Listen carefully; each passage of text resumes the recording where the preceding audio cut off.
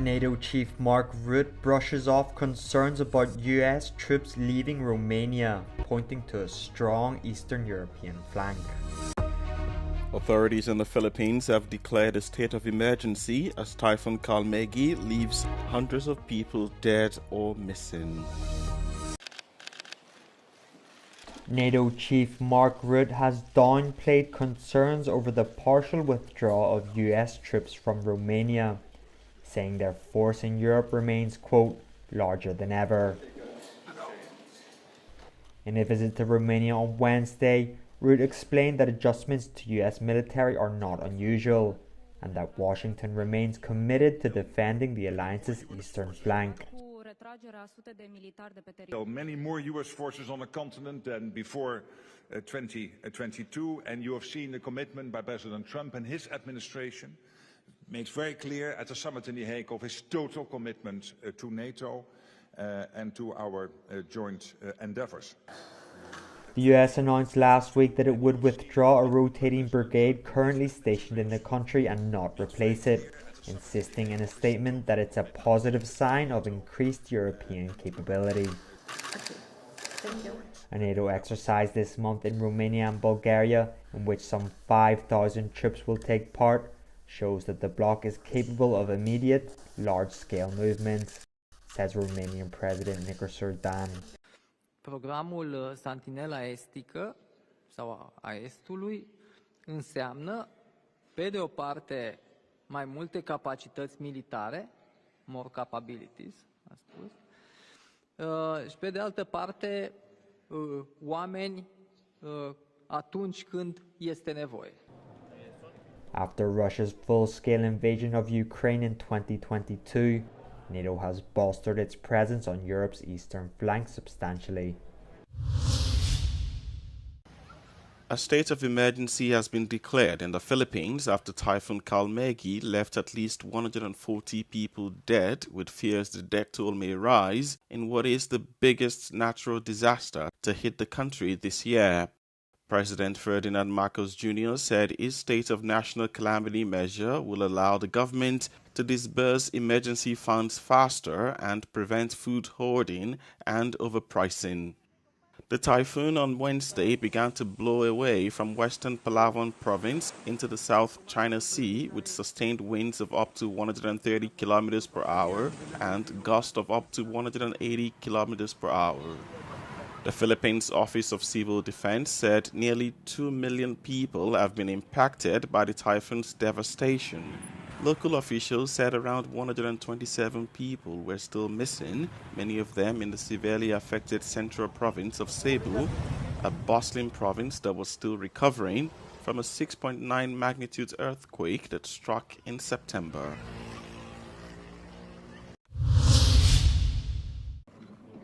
Defense ministers of the Joint Expeditionary Force have met with their Ukrainian counterparts in Norway to launch an enhanced partnership with Ukraine. The partnership with Ukraine is being seen as a milestone for strengthening Euro-Atlantic security in the Nordic-Baltic region. So this is a powerful signal to Putin and any other would-be aggressors that JEF is stronger than ever, more united than ever, more innovative than ever, more flexible in our operational responses than ever. Established in 2014, JEF is a UK-led multinational force made up of 10 European countries. The coalition seeks to learn from Ukraine's battlefield experience. In exchange, JEF countries will deliver training to the Ukrainian armed forces and collaborate on the protection of critical underwater infrastructure, drones and battlefield medicine. From partners including JEF countries, Ukraine seeks access to European technologies and production capacities on the basis of which we could launch joint manufacturing. This modern weaponry will not only defend Ukraine now, it will guarantee Europe's security for years to come and reliably protect its eastern flank from permanent Russian aggression. The meeting follows the conclusion last week of Tarasis, the coalition's 2-month-long operation across the Nordic-Baltic region.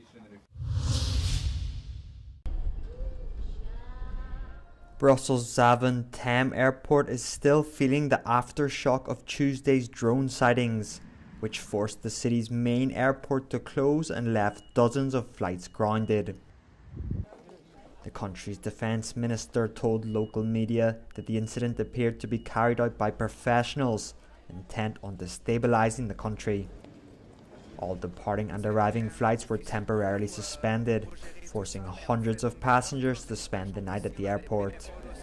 C'est bien difficile pour nous pour gérer tout ça, mais on fait nos meilleurs. Tous nos équipages sont ici. On a des bénévoles aussi qui sont venus de bureaux pour distribuer des bouteilles d'eau, des petits snacks, pour faire tout ce qu'on peut pour quand même apaiser la situation. Liège Airport, used principally as a cargo hub, was also closed due to drone sightings on Tuesday. Both airports have now reopened, but officials have warned that disruptions are expected to continue and that passengers should be prepared for delays. Both NATO and the European Union have been on high alert recently, following a string of airspace violations thought to be carried out by Russia.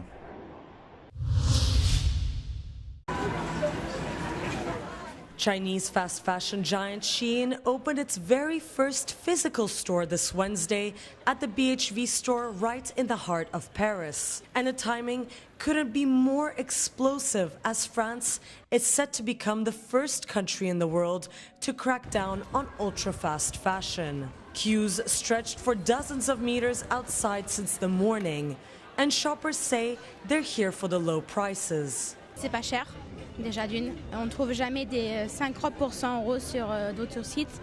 Et on va dire que c'est de la qualité, mais pas trop de qualité, quoi. Mais bon, pour le prix, c'est bien, quoi. It's just to be a nice company and nice price, nice product, and only this. The details, I don't look for details. I don't watch news. For me, I separate the story. I don't care about story, what the background. But on the other side of the street, the anger is palpable. Protesters denounced the brand's record on labor rights, the environment, and now a new scandal involving childlike sex dolls. Je trouve ça honteux que le magasin BHV puisse ouvrir une telle enseigne que Shein physiquement. C'est flippant, c'est des enfants. Et en plus avec des spécificités, des descriptions bien spécifiques pour que les pédocriminels puissent s'exercer là-dessus. Et demain, ça veut dire qu'ils pourront passer à l'acte aussi. Donc on encourage ce genre de choses.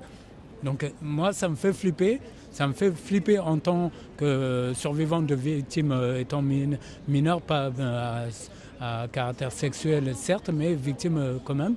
Et moi, ça m'inquiète. Several French brands have withdrawn from the BHV store in protest, while the government announced it will be initiating proceedings to suspend Shein's online platform until it complies with French law. The Chinese brand says it has banned all adult products and is reviewing its screening measures. But for many, this isn't just about fashion. It's about where France draws the line between cheap clothing and ethics. A motorist deliberately rammed pedestrians and cyclists across two neighboring towns on France's Île-d'Oléron, injuring 5 people before being detained, according to officials. 2 of the injured were in critical condition, according to the Interior Minister, adding that an investigation was underway. Ce que je veux surtout dire, c'est que l'individu s'est pas laissé faire et les gendarmes intervenants de la brigade de Saint-Pierre-d'Oléron ont dû faire usage de la force et notamment utiliser un pistolet à impulsion électrique pour pouvoir l'interpeller. Il a été interpellé, actuellement il est en garde à vue, donc maintenant les choses se passent sous l'autorité du parquet et il est en cours d'audition. The incidents took place along roadside areas between 2 towns. Authorities said it looked like the driver aimed to hit as many people as possible. Media reports identified the suspect as a 35-year-old French national residing in La Cotinière, a small fishing village on the west coast of the island. The lives of millions of Americans continue to be disrupted as the U.S. government shutdown entered its 36th day, breaking the record as the longest ever. The shutdown has led to federal program cuts, flight delays, and federal workers nationwide left without paychecks. U.S. President Donald Trump is meeting for breakfast with GOP senators on Wednesday, but has refused to negotiate with Democrats over their demands to salvage expiring health insurance subsidies until they agree to reopen the government. In the meantime, food aid, childcare funds, and countless other government services are being seriously interrupted, and hundreds of thousands of federal workers have been furloughed or expected to come to work without pay. The loss of enhanced federal subsidies are expected to leave many people unable to buy health insurance. The White House says its position remains unchanged and that Democrats must vote to fund the government before talks over health care can begin. A UPS cargo plane crashed in Kentucky, Louisville, killing at least 7 people and injuring 11 others, U.S. authorities said on Wednesday. The plane exploded in a massive fireball Tuesday evening while taking off from the shipping company's global aviation hub in Louisville. According to officials, 4 of those killed were not on the plane. Anybody who has seen the images and the video know how violent this crash is. And there are a lot of families that are going to be waiting and wondering for a period of time. We're going to try to get them that information as fast as we can, but if this is a family you know, please give them your support. The shipping and logistics company, UPS, announced that it had halted package sorting at the center following the tragedy. Meanwhile, the Louisville airport was shut down and wasn't expected to resume operations until Wednesday.